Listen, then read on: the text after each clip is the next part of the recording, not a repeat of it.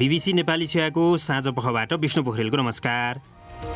आजका मुख्य विषयमा नयाँ नक्सा अनुसार संविधान संशोधन गर्न संसदमा छलफल सुरु, अबको प्रक्रिया के? दुवै सदनबाट पास गरिसकेपछि मात्रै प्रमाणित सभामुखजीले गर्नुहुन्छ र राष्ट्रपतिजीबाट प्रमाणीकरण गर्ने काम हुन्छ अनि संविधान संशोधनको कार्य पुरा हुन्छ। विदेशबाट फर्किएका युवालाई रोजगारी दिने बारे के छ सरकारको योजना? विपन्न बेरोजगारहरू लक्षित गरेर प्रधानमन्त्री रोजगार कार्यक्रमबाट सम्बन्धित गाउँपालिका तथा नगरपालिकाहरूले श्रममूलक रोजगारमूलक आयोजनाहरू अहिले सञ्चालन गरिरहनु भएको छ। श्रम मन्त्रालयका एक अधिकारीसँग कुराकानी र अन्तर्राष्ट्रिय प्रसङ्गमा भारतको सर्वोच्च अदालतद्वारा लकडाउनले समस्यामा परेका प्रवासी श्रमिकहरूलाई 15 दिनभित्र घर पठाउन सरकारलाई आदेश।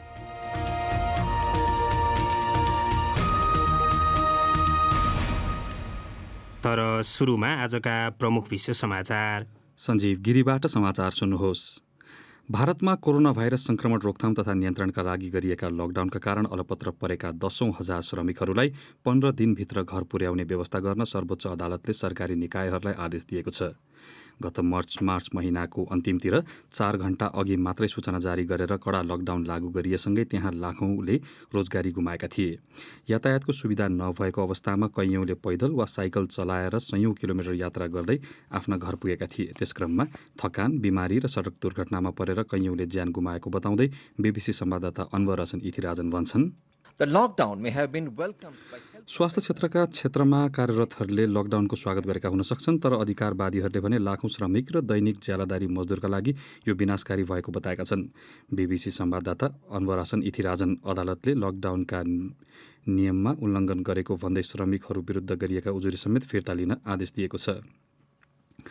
भारतको राजधानी दिल्लीमा जुलाई महिनाको अन्तसम्ममा कोरोना भाइरसबाट संक्रमित 5 लाखभन्दा बढी हुन सक्ने चेतावनी दिएको छ। त्यस बेलासम्ममा दिल्लीका अस्पतालहरूमा 80,000 बेडको आवश्यकता पर्ने बताइएको छ। हाल दिल्लीका अस्पतालहरूमा 9,000 बेड छन्। अस्पतालहरूमा अहिले नै चाप छ र धेरैले समयमै भर्ना हुन नपाएका कारण ज्यान गुमाएको बताइएको छ। भारत सरकारले भने आफूहरूसँग पर्याप्त बेड रहेको बताएको छ। अमेरिकाको राष्ट्रपतीय निर्वाचनमा डेमोक्रेटिक दलका उम्मेद्वार जो बाइडेनले अश्वेत पुरुष जर्ज फ्लोइडले विश्वलाई परिवर्तन गर्ने बताएका छन्। फ्लोइडको मृत्युले अमेरिकाभर जातिवाद र अश्वेत अमेरिकी माथिको प्रहरी बर्बरतालाई लिएर विश्वभर प्रदर्शनहरू भएका छन्। उनको आज अन्तिम संस्कार गरिँदैछ। औपनिवेशिक कालका प्रतीक मेटाउने अभियान चर्किएसँगै बेल्जियमको एन्टवर्प शहरमा पूर्व राजा लियोपोल्ड द्वितीयको स्मारक हटाइएको छ। उक्त स्मारकलाई क्रेनको सहाराले उचालिएको थियो। अमेरिका र युरोपमा जातीय विभेदका विरुद्ध प्रदर्शनहरू आयोजना भइरहेका बेला बेल्जियममा 2वटा अन्य स्मारकको स्वरूप पनि बिगारिएको छ। मध्य अफ्रिकामा बेल्जियमको औपनिवेशिक शासन त्यस समयको मापदण्डका तुलनामा समेत क्रूर मानिन्थ्यो। तपाईँ बीबीसी नेपाली सेवा सुनिरहनु भएको छ। आफ्ना एकजना सैन्य अधिकारी मार्न अमेरिका र इजरायललाई सहयोग गरेको अभियोगमा इरानले एक व्यक्तिलाई मृत्युदण्ड सजाय सुनाएको छ। इरानका ती सैन्य अधिकारीको गत जनवरीमा अमेरिकाले गरेको ड्रोन आक्रमणमा मृत्यु भएको थियो। न्यायिक निकायका एकजना प्रवक्ताका अनुसार मोहम्मद मोसाफी माजदलाई इरानको सैन्य फौज र जनरल कासिम सुलेमानीको हिन्डुल र उनी रहेको स्थानबारे जासुसी गरेको आरोपमा दोषी पाइएको हो। मृत्युदण्ड छिट्टै कार्यान्वयन गरिने बताउँदै बीबीसी संवाददाता जोनाथन मार्कस भन्छन्, जनरल सुलेमानीको व्यक्तित्व शक्तिशाली र आकर्षक थियो। सुलेमानीको हत्याले तेहरान र अमेरिका बीच तनाव चर्किएको थियो, जुन कोभिड-19 महामारी अघि झण्डै युद्धमा परिणत भएको थियो। बीबीसी संवाददाता जोनाथन मार्कस। कोरोना भाइरसका कारण देखिएको सङ्कट व्यवस्थापनका विषयमा विमति जनाउँदै नेपालको राजधानी काठमाडौँमा प्रदर्शनमा उत्रिएका सयौंलाई तितरबितर पार्न प्रहरीले पानीको फोहरा प्रयोग गरेको छ। प्रदर्शनकारीहरूले परीक्षणमा सुधार, विदेशबाट फर्किएकाहरूका लागि बनाइएको क्वारेन्टिनको सुविधा र सरकारी खर्चमा पारदर्शिता लगायतका विषयमा आवाज उठाएका थिए। रोजगारी गुमाएसँगै भारत र खाडी मुलुकहरूबाट 10,000को सङ्ख्यामा श्रमिकहरू नेपाल फर्किरहेका छन्। नेपालले गत मार्च महिनाको अन्ततिर लकडाउन घोषणा गरेको थियो, जुन आगामी हप्तासम्म कायम रहनेछ। नेपालमा हालसम्म करिब 4,000 भन्दा बढीमा कोरोना भाइरस संक्रमण पुष्टि भएको छ भने 15 जनाको मृत्यु भएको छ। र युरोजनका 2 ठूला अर्थतन्त्र जर्मनी र फ्रान्सले कोरोना भाइरस महामारीका बीच थप धुमिल आर्थिक प्रभाव सहितको तथ्याङ्क सार्वजनिक गरेका छन्। अप्रिल महिनामा जर्मनीको निर्यातमा ठूलो गिरावट देखिएको छ, जुन 70 वर्ष अघि तथ्याङ्क राख्न थालिए यताकै कम हो। जर्मनी विश्वकै ठूलो निर्यातकर्ता मध्ये एक रहेको अवस्थामा उक्त तथ्याङ्क महत्त्वपूर्ण रहेको विश्लेषकहरूले बताएका छन्। त्यस्तै ब्याङ्क अफ फ्रान्सले नेपालकै अर्थतन्त्र 10% भन्दा बढीले सङ्कुचित हुने अनुमान गरेको छ। यो BBC नेपाली सेवा हो।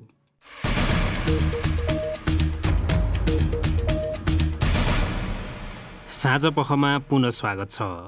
सरकारले जारी गरेको नेपालको नयाँ राजनैतिक तथा प्रशासनिक नक्सा अनुसारको निशान छापलाई परिमार्जन गर्न संसदमा पेश भएको संविधान संशोधन विधेयकबारे आज प्रतिनिधि सभामा सैद्धान्तिक छलफल भएको छ। आज प्रतिनिधि सभाको बैठकमा कानुन, न्याय तथा संसदीय मामिला मन्त्री शिवमाया तुङबा हाङफेले नेपालको संविधान दोस्रो संशोधन विधेयकमाथि विचार गरियोस् भन्ने प्रस्ताव पेश गरेकी थिइन्। छलफलमा सहभागी हुँदै अधिकांश सांसदहरूले उक्त प्रस्तावप्रति समर्थन जनाएका छन्। यो समाचार तयार पार्दासम्म संसदमा उक्त प्रस्तावबारे छलफल जारी छ। सुनौ एक रिपोर्ट। सरकारले 20 दिन अघि नेपालको नयाँ राजनीतिक तथा प्रशासनिक नक्सा सार्वजनिक गरेको थियो। उक्त नक्सा सार्वजनिक भएको 2 दिन पश्चात संसदमा दर्ता गरिएको संविधान संशोधन विधेयक जेठ 18 गते संसदमा पेश भएको हो।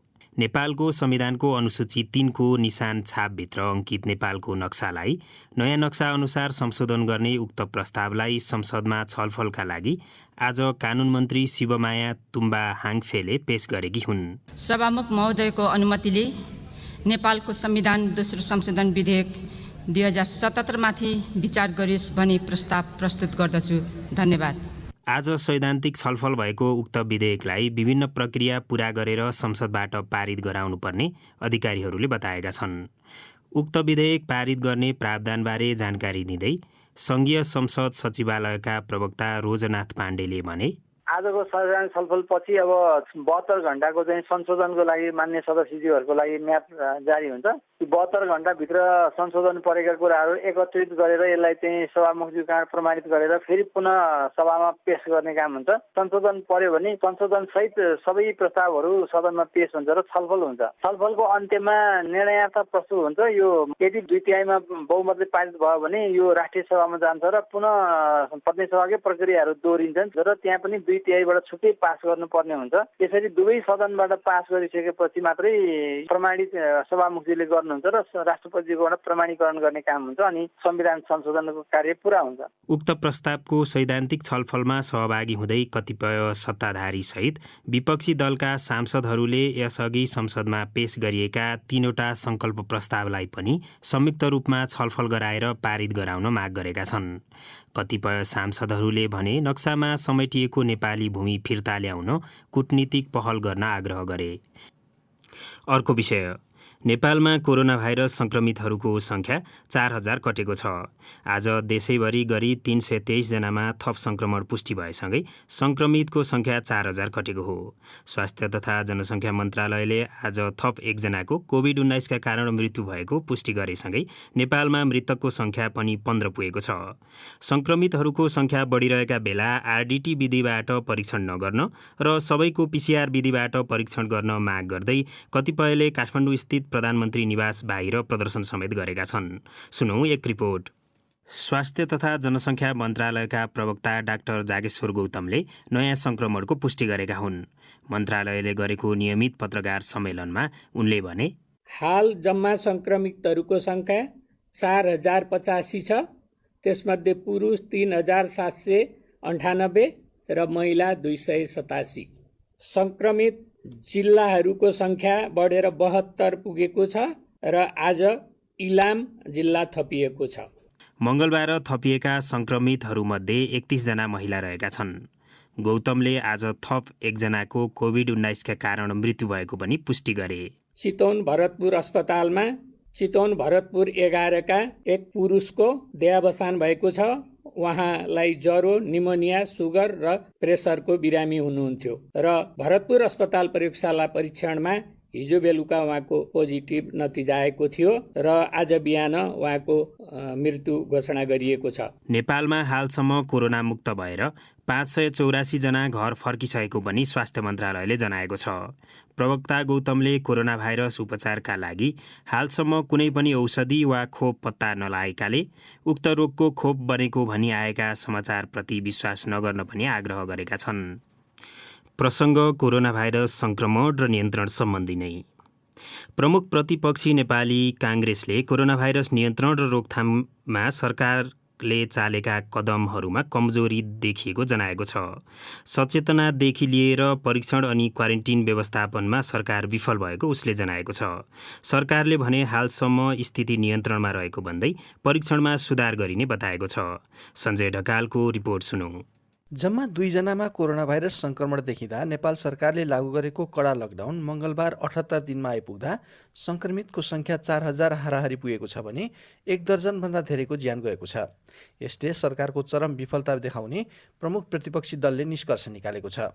नेपाली काङ्ग्रेसका नेता तथा पूर्व उद्योग मन्त्री नवीन्द्र राज जोशी सरकारले 3 वटा क्षेत्रमा सुधार गरिहाल्नुपर्ने बताउँछन्। मेजर कुरा त यो पीसीआर परीक्षण नै हेर्नु है, त्यसपछि क्वारेन्टाइनकै कुरा हो, त्यसपछि आएर यो लकडाउन खोल्ने कुरा आउँदाखेरि सुरक्षित उपायहरू अपनाएर लकडाउन खोल्नै पर्छ। अहिलेसम्म योजना बनाएन सरकारले। यति नगरे कोभिड-19 भन्दा अन्य कारणले मानिसहरूको ज्यान जाने चेतावनी जोशीले दिए। विज्ञहरूले परीक्षण तथा सम्पर्क पहिचान सहित विभिन्न आयाममा देखा परेका कमजोरी औल्याउँदै गर्दा प्रमुख प्रतिपक्षी नेपाली काङ्ग्रेसले सरकारका 5 वटा विफलता औल्याएको छ। काङ्ग्रेसको सोमबार अबेरसम्म बसेको केन्द्रीय समिति बैठकले औल्याएका ती विफलताबारे अब पार्टीका वरिष्ठ नेताहरूले सरकारलाई पनि जानकारी दिने बताइएको छ। नेपाली काङ्ग्रेसका प्रवक्ता विश्वप्रकाश शर्माका अनुसार पार्टीले खास क्षेत्रमा सरकारले प्रदर्शन गरेको विफलताको आकलन गरेको छ। नेपाल र नेपालीको जीवन रक्षा गर्नका लागि नेपाल सरकारले सम्पूर्ण तयारी गर्ने समय पाएर पनि गर्ने कुरा चाहिँ सरकारको असफलता देखियो। त्यस कारण हाम्रो आग्रह के हो कि सबै व्यवस्थामा जहाँ कमजोरी छन् प्रतिपक्षको नाताले कमजोरी आउने हाम्रो कर्तव्य हो। यसलाई आलोचनाको रूपमा होइन, यसलाई वस्तुको प्रकृति मुचुल्का चित्र देखिएको छ, त्यही प्रतिपक्षले राखेको छ। शर्माले खास 5 वटा विफलता उल्लेख गर्दै त्यो सचेतनाको अपर्याप्तताबाटै सुरु भएको बताए।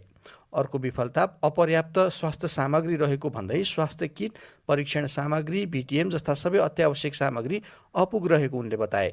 तेस्रो विफलता क्वारेन्टिन स्थलहरूको बेथितिले प्रश्न पार्ने भन्दै ती स्थल संक्रमण फैलाउने थलो जस्तो भएको उनले आरोप लगाए। सरकारले बनाएको पछिल्लो परीक्षण मापदण्डमा 14 दिन क्वारेन्टिनमा राखेर बिना परीक्षण घर पठाउने कुरा परेको भन्दै शर्माले त्यसले सरकारले भाइरस सामु हात उठाएको दर्शाउने बताए। त्यसलाई उनले चौथो विफलता भने। 5औं विफलता चाहिँ विदेशमा रहेकाको उद्धारमा उदासीनता देखिनु रहेको उनले औल्याए। सरकारले भने हालसम्म स्थिति नियन्त्रणमा रहेको र समुदाय स्तरमा व्यापक संक्रमण नफैलिएको बताउँदै आएको छ। सञ्जय ढकाल, BBC, काठमाडौँ। यस सम्बन्धी विस्तृत विवरण हाम्रो वेबसाइट bbcnepali.com मा गएर पनि हेर्न सक्नुहुनेछ। अब अर्को विषय। भारतका विभिन्न स्थानबाट सुदूरपश्चिम प्रदेशका विभिन्न क्षेत्रमा भित्रिएका युवाहरूले सरकारले रोजगारीको अवसर सृजना नगरिदिए गुजारा गर्ने कठिन हुने चिन्ता व्यक्त गरेका छन्। रोजगारी गुमाएर रित्तो हात घर फर्किएका त्यस्ता युवाहरू चाहन्छन् 3 तहका सरकारले दैनिक हातमुख जोड्न सकिने गरी विकल्प सोचिदिनु पर्यो। कतिपयले सामाजिक विकृति र अपराध पनि बढ्न सक्ने चिन्ता व्यक्त गरेका छन्। धनगढीबाट उम्मेद बागचन्दको रिपोर्ट। बन्दाबन्दीका बेला विशेष गरी भारतबाट सुदूरपश्चिम प्रदेशका ग्रामीण भेगमा हजारौं युवाहरू भित्रिएका छन्।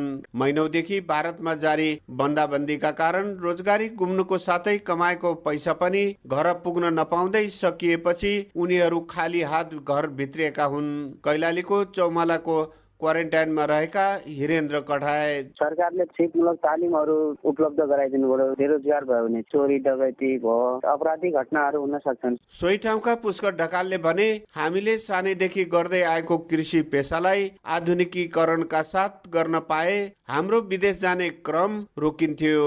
युवालाई गाउँमा रहिरहनको लागि कृषिबाट उत्पादित चिजहरूको व्यापार व्यवसाय बजारीकरण कसरी गर्न सकिन्छ सरकारले सबैभन्दा पहिले त्योतर्फ ध्यान दिनु पर्यो। यदि त्यसो भएन भने मानसिक तनाव आदि त्यसपछि विभिन्न अपराध घटनाहरू बढ्ने देखिन्छ। भारतको जम्मू कश्मीरबाट कैलालीको सहजपुर पुगेका बान्नी साउदले स्वदेशमै केही गर्नका लागि सरकारले सघाइ दिनु पर्यो भने सरकारले व्यवस्था गरे इन्डिया धाउन दिन पर्थ्यो। हाम्रै देशमा काम गर्ने वातावरण बनाइदिनु पर्यो। भारत लगायत अन्य मुलुकबाट घर फर्किएका युवालाई स्वदेशमै रोक्न प्रदेश सरकार के गरिरहेको छ त? प्रदेश सरकारका प्रवक्ता एवं आन्तरिक मामिला मन्त्री प्रकाश बहादुर शाह।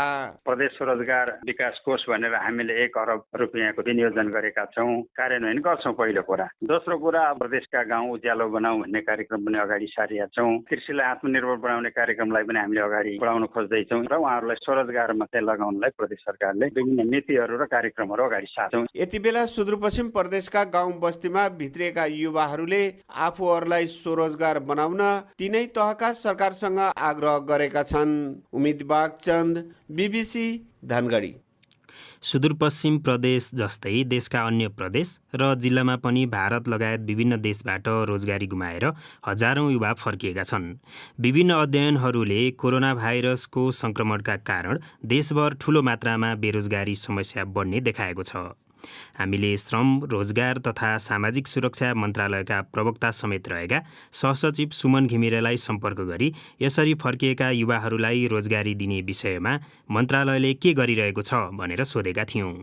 अब अहिले हामीले तत्काललाई कोरोना महामारीको परिस्थितिमा विपन्न बेरोजगारहरू लक्षित गरेर प्रधानमन्त्री रोजगार कार्यक्रमबाट सम्बन्धित गाउँपालिका तथा नगरपालिकाहरूले श्रममूलक रोजगारमूलक आयोजनाहरू अहिले सञ्चालन गरिरहनु भएको छ। हामीले त्यसमा केही थोरै भए पनि बजेटहरू पठाएका छौँ र त्यसमा केही बजेटहरू पनि वृद्धि गरेका छौँ। त्यो कार्यक्रमबाट एक प्रकारको रोजगारी सृजना गर्न सकिन्छ। अर्को प्रकार तर अब त्यहाँ के देखिन्छ भन्दाखेरि उनीहरू चाहिँ भर्खरै आएका छन्, पहिला बेरोजगारमा सूचीकृत पनि छैनन्, फर्किएकाहरूको लागि योजना के? अब अरू रोजगारी अहिले उपलब्ध हुन सक्ने सम्भावनाको कुरा गर्दाखेरि अहिले हामीले अब अत्यावश्यक सेवा तथा वस्तुको उत्पादन र आपूर्ति प्रणालीलाई सरकारले अहिले स्वीकृति दिएको छ। अर्थात् कृषिजन्य उत्पादन भयो, पशुपालनका कुराहरू भए, होइन, अब खाद्यान्न उत्पादन ढुवानी आपूर्तिका कुराहरू भए, त्यसमा मान्छेहरू जोडिन सक्नुहुन्छ। त्यसै गरी अहिले अब राष्ट्रिय प्राथमिकता प्राप्त आयोजनाहरू जस्तै विद्युतीकरणका कुराहरू भए, खानेपानी, सडक आयोजनाहरू, सिँचाइ आयोजनाहरू ती पनि अहिले निरन्तर चलिरहेका छन्। अब जसको सिप योग्यता क्षमता त्यो कामहरू गर्न सक्नुहुन्छ सम्बन्धित राष्ट्रिय प्राथमिकता प्राप्त आयोजनाहरूमा, त्यसलाई पनि निरन्तरता दिन सक्नुहुन्छ। सरकारी क्षेत्र, निजी क्षेत्र, चाहे अब भनौँ न कृषि सहकारी होला, चाहे अरू वित्तीय सेवाका लागि पनि हामीले केही प्रावधानहरू व्यवस्था गरेका छौँ। त्यसबाट पनि उहाँहरू लाभान्वित हुने गरी चाहिँ अब यो चाहिँ अहिलेको लागि भयो। तर अब आगामी आर्थिक वर्षमा बेरोजगारको संख्या ठूलो हुने कुरा गरिएको छ। त्यसलाई सम्बोधन गर्ने गरी अबको बजेटमा गरिएको व्यवस्था के हो र त्यसलाई लागू गर्ने बारेमा के छ योजना? प्रधानमन्त्री रोजगार कार्यक्रमबाट कम्तीमा 2 लाख जनालाई न्यूनतम 100 दिनको रोजगारी सुनिश्चित हुने गरी 11 अरबभन्दा बेसी पैसा स्वीकृत गरेको छ, पहिलो कुरा। दोस्रो कुरा, अब लकडाउन खुकुलो भए पश्चातको अवस्थामा चाहिँ सरकारले कृषिजन्य क्षेत्र, अब पशुपालनका क्षेत्र, होइन, अब उद्यम व्यवसायका क्षेत्र, अब यो स्वरोजगारका क्षेत्रहरूमा पनि विभिन्न वित्तीय संस्थाहरूबाट चाहिँ सर्वसुलभ रूपमा कर्जा प्रदान गर्ने, चाहे विभिन्न स्किमहरू, उद्यमशीलता विकासका योजनाहरूका कुराहरू पनि हामीले राखेका छौँ। त्यसै गरी सिप विकासको कुरालाई पनि अर्को वर्ष सरकारले प्राथमिकता दिएको छ। त्यसै गरी सिप नसिकेका युवा वर्गलाई लक्षित हुने गरी चाहिँ सिपमूलक तालिमहरू चाहिँ लाखौं जनालाई प्रदान गर्ने लक्ष्य छ विभिन्न निकायबाट। वैदेशिक रोजगारी पनि यहाँहरूकै मन्त्रालय अन्तर्गत पर्छ। वैदेशिक रोजगारीमा यो कोरोना संक्रमणको सबै कुरा सकिसकेपछि वैदेशिक रोजगारी सृजना गर्न ती देशहरूसँग के गर्ने भन्ने विषयमा पनि केही योजना बनाउँदै छ मन्त्रालय? अहिले जहाँ काम गरिनु भएको छ, जस्तो किसिमले त्यहाँबाट अब तलब सेवा सुविधा पाउनु भएको छ, त्यसमा केही कटौती हुन्छ घटौती हुन्छ भने पनि त्यसलाई निरन्तरता दिन हामीले पहिलो कुरा अनुरोध गर्छौँ। दोस्रो कुरा, अब उहाँको सम्भाव्य नयाँ क्षेत्रहरूमा पनि रोजगारी सृजनाहरू हुन सक्छ, काम परिवर्तन गर्न सक्नुहुन्छ। त्यतातर्फ पनि हामीले अहिले आवश्यक सम्बन्धित देशका सरकारहरूसँग दूतावास मार्फतबाट सम्बन्धहरू गरिरहेछौँ। र वैदेशिक रोजगारीको अर्को पक्ष अहिले हामीले नयाँ गन्तव्यहरूमा पनि दक्ष श्रमिकहरूलाई चाहिँ पठाउने तरिकाले पनि समन्वयहरू गर्न सुरु गरिरहेछौँ। हामीले यथासम्भव र सुरक्षित, मर्यादित र व्यवस्थित गन्तव्य मुलुकहरूमा निरन्तरता दिने, चाहे नयाँ खोजी गर्ने कुराहरू गर्छौँ। र अर्को कुरा, श्रम स्वीकृतिको कुरा पनि छ। अहिले हामीले श्रम स्वीकृति स्थगन गरेको परिप्रेक्ष्यमा अब कोरोनासँग अब जुधेरै बाँच्ने परिप्रेक्ष्यमा अब स्वास्थ्य परीक्षण गरेर अब हाम्रो नेपाली नागरिकहरू जो विदामा आउनुभएको थियो अथवा जसको सबै तयारीहरू पुरा भइसकेका थियो, उहाँहरू फ्लाइटको कारणले मात्र, उडानको कारणले मात्र जान नसक्नु भएको परिवेशमा हामीले स्वास्थ्य सतर्कताहरू हेरेर, स्वास्थ्य जोखिमहरूलाई विश्लेषण गरेर जान खोज्ने चाहिँ सबै प्रक्रियाहरू पुगिसकेका नेपालीहरूलाई खुला गर्नुपर्छ भनेर पनि हामीले माथिल्लो निकायमा अनुरोध गरी पठाएका छौँ। श्रम स्वीकृति खुल्यो भने हामी पठाउने कुरामा पनि तयारीहरू गरिरहेछौँ। उनी थिए श्रम, रोजगार तथा सामाजिक सुरक्षा मन्त्रालयका प्रवक्ता सुमन घिमिरे। साथी नेत्र केसीसँग कुरा गर्दै। अब पालो तपाईँहरूकै प्रतिक्रियाको। प्रस्तुत गर्दैछन् साथीहरू सञ्जीव गिरी र सृजना श्रेष्ठ। कोरोना भाइरस संक्रमणको जोखिम कम गर्न जारी लकडाउनको अवज्ञा हुने क्रम बढेको विवरण आएका छन्। संक्रमण बढिरहेको अवस्थामा जोखिम झन ज्यादा भएको भनाइ भए पनि लकडाउन खुकुलो बनाउनु पर्ने आवाज उठेको छ। यस विषयमा तपाईँको धारणा के छ भनेर आज हामीले सामाजिक सञ्जाल फेसबुक र ट्विटरमा प्रश्न गरेका थियौं। तीमध्ये केहीलाई यहाँ कार्यक्रममा समेटेका छौं। फेसबुकमा प्रकाश लामिछाने लेख्छन्, लकडाउन थपेर मात्र समस्याको समाधान हुँदैन, परीक्षणको दायरा पनि बढाउनुपर्छ। अर्को कुरा, धेरै समय बजार बन्द हुँदा घर भाडा, ब्याङ्कको ब्याज बढेको बढै छ। त्यो ठूलो समस्याका रूपमा व्यवसायमा देखा परेको छ। यही अवस्थामा बन्दाबन्दी अरू केही महिना गयो भने व्यवसायीहरू व्यवसायबाट पलायन हुने अवस्था आउँछ। यो कुरामा सम्बन्धित निकायले समयमै विचार गर्नु पर्यो। फेसबुककै अर्की प्रयोगकर्ता सपना विष्टको विचार चाहिँ केही फरक छ। उनी लेख्छिन्, एकजनामा संक्रमण हुँदा लकडाउन गर्ने, अहिले बढ्दा चाहिँ खुकुलो गर्ने, यो त जनता मार्ने नीति हो। न त परीक्षणको दायरा बढाउने, न त सुरक्षाको ग्यारेन्टी लिने। जताबाट पनि जनतालाई दुःख दिने काम मात्र। सामाजिक सञ्जाल ट्विटर प्रयोगकर्ता आरुषचङ भण्डारी लकडाउन खुकुलो पार्नुपर्ने पक्षमा छन्। करिब 3 महिनासम्म लकडाउन गरेर सरकारले के उपलब्धि हासिल गरेको छ र पुनः लकडाउन कडाई गर्नुपर्ने र थप्नुपर्ने अवस्थामा जाने भन्दै उनले प्रश्न तेर्साएका छन्। अबको अवस्थामा लकडाउन मान्य नहुने उनले लेखेका छन्। सञ्जीव गिरी र सृजना श्रेष्ठ। अब अर्को विषय, रूपन्देहीको तिलोत्तमामा भएको सामूहिक हत्यामा संलग्न रहेको अभियोगमा एकजनालाई पक्राउ गरिएको जिल्ला प्रहरी कार्यालय रूपन्देहीले जनाएको छ। तिलोत्तमाको कान्छी बजार भन्ने ठाउँमा रहेको एक पशु फर्ममा हत्या गरिएको अवस्थामा आज बिहान एक महिलासहित 5 जनाको शव प्राप्त भएको थियो। बुटवलबाट माधव नेपालको रिपोर्ट। जिल्ला प्रहरी कार्यालय रूपन्देहीका प्रमुख एसपी हेम थापाका अनुसार 5 जनालाई सुतेको अवस्थामा कोदालोले हानेर मारिएको प्रारम्भिक अनुसन्धानमा देखिएको छ। हत्यामा संलग्न भएको अभियोगमा सोही फर्ममा काम गर्ने सुर्खेतका एकजनालाई पक्राउ गरेको र अभियुक्तले हत्या गरेको प्रहरी समक्ष स्वीकार गरिसकेको एसपी थापाले बताए। अब एउटा दर्दनाक घटना भयो, ठुलो घटना, मान्छे चाहिँ पक्राउ भइसकेको छ। त्यो अब प्री फेजमा उसले एक्सेप्ट पनि गरिसकेको छ। अब हामीले हेर्ने किन गर्यो, मोटिभ के हो र को संलग्न थिए भन्ने र कसरी भयो त घटना, त्यो 3टा कुरा हामीले हाइलाइट गरेका छौँ। मारिएका 5 जना मध्ये एकजना दम्पति र अर्का एकजना सोही फर्ममा बसेर काम गर्ने मजदुर रहेको बताइएको छ। बाँकी 2 जना त्यहाँ कसरी पुगे भन्ने बारेमा अनुसन्धान भइरहेको पनि प्रहरीले जनाएको छ। एसपी थापाका अनुसार हत्याको समय अभियुक्तले मादक पदार्थ सेवन गरेका थिए। यस बाहेक हत्याको कारण बारे अरू अनुसन्धान भइरहेको एसपी थापाले बताए। हिजोले मादक पदार्थ सेवन गरेका छ। उसको भनाइ चाहिँ मादक पदार्थ मात्रै हो, तर हामीलाई अन्य कुनै लागु औषध पनि सेवन गरेको छ कि भन्ने पनि लागेको छ। त्यो चाहिँ हामी परीक्षण पछि मात्रै भन्छौँ। अरू कुराहरू चाहिँ अलिकति उसको आफ्नो सामाजिक प्रतिष्ठाका कुराहरू गरेका छ उसले। अभियुक्तलाई घटनास्थल नजिकैबाट प्रहरीले पक्राउ गरेको थियो। माधव नेपाल, BBC बुटवल। अब एउटा अन्तर्राष्ट्रिय प्रसङ्ग। भारतको सर्वोच्च अदालतले लकडाउनका कारण समस्यामा परेका प्रवासी श्रमिकहरूलाई 15 दिनभित्र आफ्नो घर पठाउन केन्द्र सरकारलाई आदेश दिएको छ। यसैबीच भारतको राजधानी दिल्लीमा जुलाई 31 सम्ममा कोरोना भाइरसबाट सङ्क्रमित हुनेहरूको सङ्ख्या 5.5 लाख पुग्ने चेतावनी दिइएको छ। BBC विवरणहरूमा आधारित रिपोर्ट सुन्नुहोस् सञ्जीव गिरीबाट। भारतको सर्वोच्च अदालतले लकडाउनका नियम उल्लङ्घन गरेको भन्दै श्रमिकहरू विरुद्ध गरिएका उजुरी समेत फिर्ता लिन आदेश दिएको छ। आदेशमा श्रमिकहरूले रेल सेवाको माग गरेको अवस्थामा 24 घण्टाभित्र सरकारले त्यसको प्रबन्ध मिलाउनु पर्ने बताइएको छ। त्यस्तै फैसलामा केन्द्र र राज्य सरकारलाई प्रवासी श्रमिकहरूको पहिचान गर्न पनि आदेश दिइएको छ। यसैबीच जुलाई महिनाको अन्तसम्ममा दिल्लीमा 5.5 लाख मानिस कोरोना भाइरसबाट सङ्क्रमित हुने र अस्पतालहरूमा 80,000 बेडको आवश्यकता पर्ने बताइएको छ। दिल्लीका उपमुख्यमन्त्री मनिष सिसोदियाले आफ्नो राज्यमा 14 जुनसम्ममा 44,000, 30 जुनसम्ममा 1 लाख, 15 जुलाईसम्ममा 2,25,000 र 31 जुलाईसम्ममा 5.5 लाख मानिस कोभिड-19 पोजिटिभ हुने अनुमान सार्वजनिक गरेका छन्। दिल्लीका स्वास्थ्य मन्त्री सत्येन्द्र जैनले मङ्गलबार सञ्चारकर्मीहरूलाई कोरोना भाइरस सङ्क्रमणको पछिल्लो स्थितिबारे जानकारी दिएका छन्। उनले all India Institute of Medical साइन्सेसका निर्देशक रणदीप गुलेरियाको हवाला दिँदै राजधानी दिल्लीमा समुदाय स्तरमा सङ्क्रमण फैलिसकेको तर त्यसबारे घोषणा गर्ने फैसला केन्द्र सरकारले गर्नुपर्ने बताएका थिए। सञ्जीव गिरी। आज मङ्गलबार। अब सुनौ साप्ताहिक विकल्पको बाटो। आजभोलि त आफैले गर्न सक्छु भन्ने लाग्छ र आफूले गर्छु र अरूलाई पनि बनाउँछु भन्ने आँट आइसकेको छ। अब त के गरेर खाने होला, कस्तो गर्ने होला भन्ने थियो। आजभोलि आत्मनिर्भर भइसके म। विभिन्न कारणले अपाङ्गता भएका कर्णालीका महिलाहरूले सिप सिकेपछि जीवन निर्वाह गर्न सजिलो भएको बताएका छन्। सिलाइ कटाई, भाँडा माझ्ने पाउडर, मोमबत्ती उद्योग, च्याउ खेती, मिठाईको बट्टा बनाउने जस्ता पेसा व्यवसाय सञ्चालन गरिरहेका उनीहरू पैसाका लागि अहिले कसैसँग आश गर्नु नपरेको बताउँछन्। अपाङ्गता हुँदैमा निराश हुन नहुने भन्दै उनीहरू आफूभित्रको क्षमतालाई पहिचान गर्न सके सजिलै जिउन सकिने अनुभव सुनाउँछन्।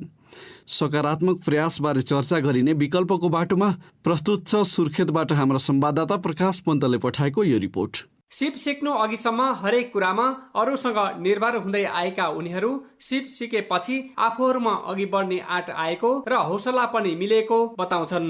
पहिला त अब के गरेर खाने होला, यस्तो कपाङ्गा जिन्दगी छ, अब हामी के अरे आत्मगलानी हुन्थ्यो। अब अहिले आफ्नो सिप सिकेर हामी आफू सक्षम भएर केही बनेर खाम्ला पनि आँट आइरहेको। पहिला त सिप सिकेर हौसला बढिरहेछ, अहिले एकदमै गर्छु भन्ने पनि एउटा आँट पनि आइरहेछ। पहिले अब के गरेर खाने होला, कस्तो गर्ने होला भन्ने थियो। आजभोलि आत्मनिर्भर भइसके म के गरेर खान सक्छु भन्ने चाहिँ आँट आएको छ भनौँ। विभिन्न सरकारी र गैर सरकारी निकायले आत्मनिर्भर बन्नको लागि सिकाएको सिप नै उनीहरूको लागि जीवन धान्ने गतिलो आधार बनेको छ।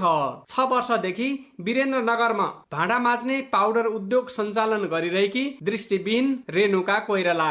तालिम यदि पाउँथेनौँ भने यही पनि हामीलाई सहज हुन सक्थेन होला। सिप सिक्यौँ भने हामीलाई सधैँभरि हुन्छ, सिप कहीँ पनि जाँदैन। अहिले हामीले उत्पादन गर्न नपाए पनि हामीले उत्पादन गरेर राखेको चिजहरू पनि यो लकडाउनको अवस्थामा पनि कहिले कसो कोही दाजुभाइ दिदी बहिनीहरू आउनुहुन्छ, तपाईँले बनाएको पाउडर छ भने दिनुहोस् न भन्नुहुन्छ, लिनुहुन्छ होइन। अहिले हामीलाई केही मात्रामा सहज भएको छ। सानो छँदा लडेर राम्रोसँग हिडुल गर्न नसक्ने सुर्खेतकी सृजना गाहा मगर सिप सिकेर सञ्चालन गरेको सिलाइ कटाई व्यवसायबाट जीवन नै बदलिएको बताउँछिन्।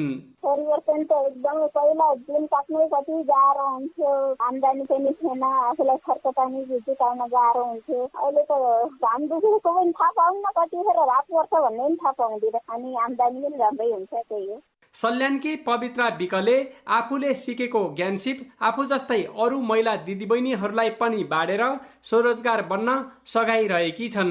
पहिले त अब म यस्तो भए अनि म कसरी बस्ने होला, कसरी खाने होला, बाँच्नुको नै अर्थ छैन भन्ने जस्तै यावत कुराहरूको चाहिँ अब आत्मगलानी हुन्छ। आजभोलि चाहिँ अब म आफैले गर्न सक्छु भन्ने लाग्छ र आफूले गर्छु र अरूलाई पनि बनाउँछु भन्ने आँट आइसकेको छ। अब त अब म जस्तै अपाङ्ग भएका महिला दिदीबहिनीहरूलाई चाहिँ अब मैले सिकेको सिप चाहिँ प्रदान गरेर उहाँलाई अपाङ्गता भएकै कारण विगतमा घर परिवार र छरछिमेकले खासै विश्वास नगरे पनि अहिले सिप सिकेर आफै कमाउन सक्षम भएपछि सबैले पत्याउन थालेको अनुभूति च्याउ खेती गर्दै आएकी खिमसरा जैसीले गरेकी छन्। आफू सक्षम नहुन्थ्यो, आफूले नकमाउन्जेल 1-2 पैसा आफूले नबनाउन्जेल त कोही पनि हेर्ने रहेछन् सर। अहिले आफूसँग अलिअलि कसैसँग माग्नु पर्दैन नुन तेल खाना, त्यही भएर सबैले विश्वास गर्ने रहेछन्। सिप सिकेर आफ्नै खुट्टामा उभिन सफल कर्णालीका महिलाहरू सधैँभरि अरूमै निर्भर हुनुभन्दा पनि कुनै पनि सिप सिकेर आत्मनिर्भर हुन अपाङ्गता भएका अरू महिला दिदीबहिनीहरूलाई सुझाव दिन्छन्।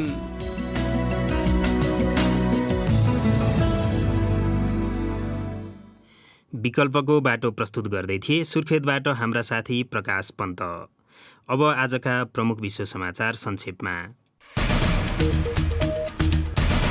भारतमा कोरोना भाइरस संक्रमण रोकथाम तथा नियन्त्रणका लागि गरिएको लकडाउनका कारण अलपत्र परेका 10,000 श्रमिकलाई 15 दिनभित्र घर पुर्याउने व्यवस्था गर्न सर्वोच्च अदालतले सरकारी निकायहरूलाई आदेश दिएको छ।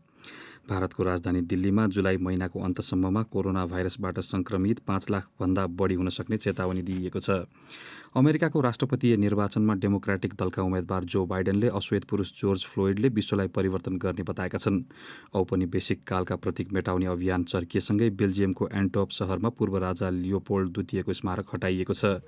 आफ्ना एकजना उच्च सैन्य अधिकारी मार्न अमेरिका र इजरायललाई सहयोग गरेको अभियोगमा इरानले एक व्यक्तिलाई मृत्युदण्डको सजाय सुनाएको छ। इरानका ती सैन्य अधिकारीको गत जनवरीमा अमेरिकाले गरेको ड्रोन आक्रमणमा मृत्यु भएको थियो।